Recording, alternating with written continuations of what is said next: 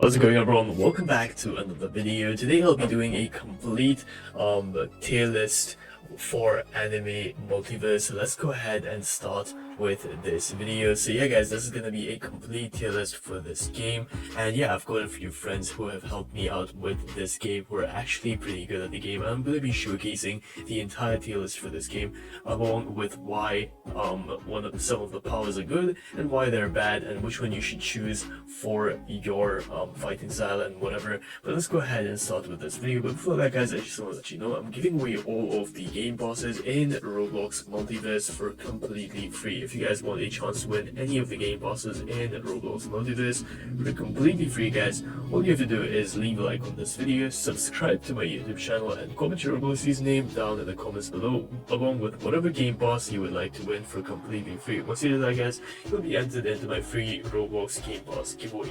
Anyways, let's go ahead and start with this video.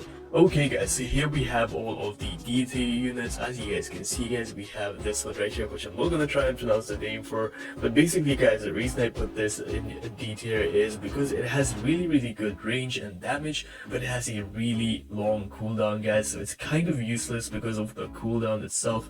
Otherwise it would have been in C tier, but because of the cooldown I had to put it down in D tier. We have kick course right here. The kick course, the reason I put kick course in D tier guys is because it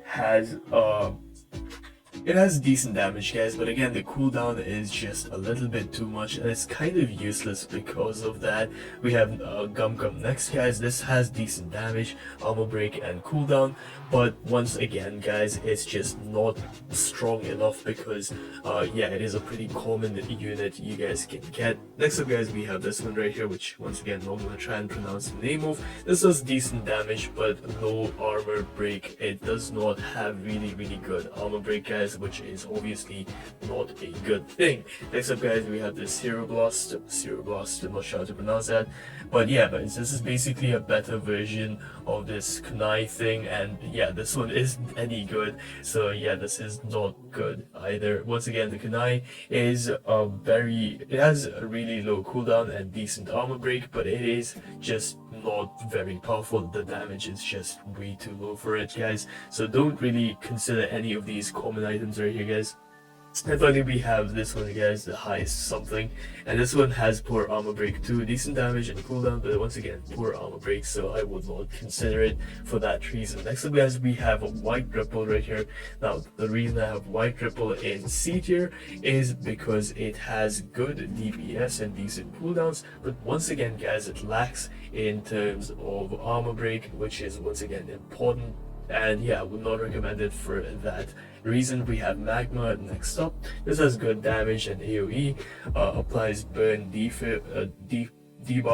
but has a very long cooldown. So okay guys, next up we have Overdrive, and Overdrive it does good damage, it has a low cooldown and has an excellent armor break, but yeah, it is not as good as some of the units some of the powers we have above this guys. So I would actually recommend this for a C tier item, but you should try and get out of it as soon as you can. Next up guys, we have Super Saiyan,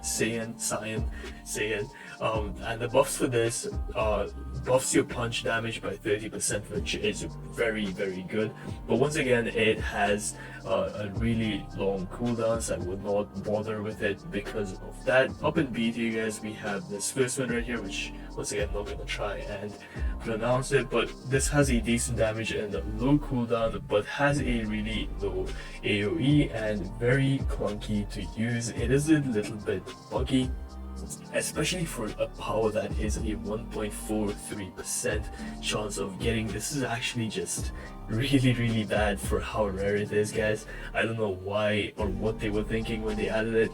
Next up guys, we have the Solar Punch right here, decent for killing bosses. So if you want to kill bosses, if you want to farm bosses guys, you guys can use this, but overall bad compared to other mythical powers. So yeah guys, for a mythical it's pretty decent, and again it's a 50% chance of getting, so I wouldn't really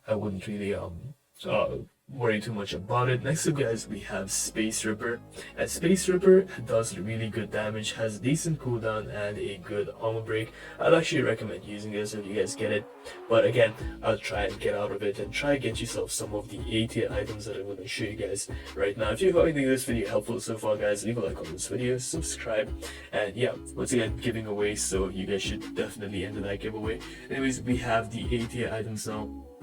We have the Cruel Sun guys, and this is an A tier because it applies burn DOT effect, decent AoE and very high damage guys, and it is a meta for raids. If you guys are farming raids guys, definitely go with this right here because it is gonna help you guys out a bunch. So definitely if you're farming raids with this, definitely go for this. Next up guys, we have the Black Diver right here, and this one has it's excellent for bosses, and as a support power applies a curse debuff that makes enemies take more damage. So yeah guys, pretty decent unit right here if you guys want to go for it, but once again not as good as some of the ones I have in S tier, sorry.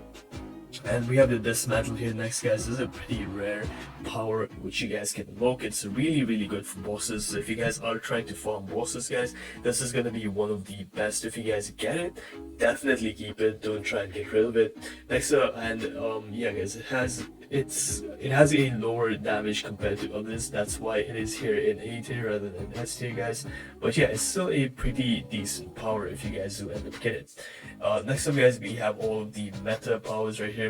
We have the Emperor's Haki, and the reason I have this up in meta guys is because you deal more damage to non-boss enemies, excellent for raids and meta overall. So yeah guys, this is a really good for farming raids and stuff, especially if you're not farming bosses. This is gonna come in really clutch, so definitely get that, and if you have it, definitely keep it because it is one of the best. Lapis Blue is a meta for raids, excellent AoE and damage guys. Gate of Babyloy, this is up in meta because it has a great overall with decent damage, good cooldowns and armor break, amazing for breaking shields. So yeah guys, this is actually a really good overall power. If you guys end up getting this, you can use it for bosses, you can use it for raids, or just farming in general guys. It's a really good unit. And next up guys, we have Light Shower, which is great for AoE and crowd control, meta for raids guys. Definitely if you're doing raids, this is gonna come in handy because it can take out a lot of enemies at once, or at least damage a lot of enemies at once, which is really handy in raids. Finally guys, we have Quake right here, and Quake is excellent for bosses because a huge armor break it has. And finally guys, it is meta for raids, so definitely go with this. Hope you guys found this video helpful. If you guys did find this video helpful guys, leave a like, subscribe, and I'll see you all in the next video. Peace.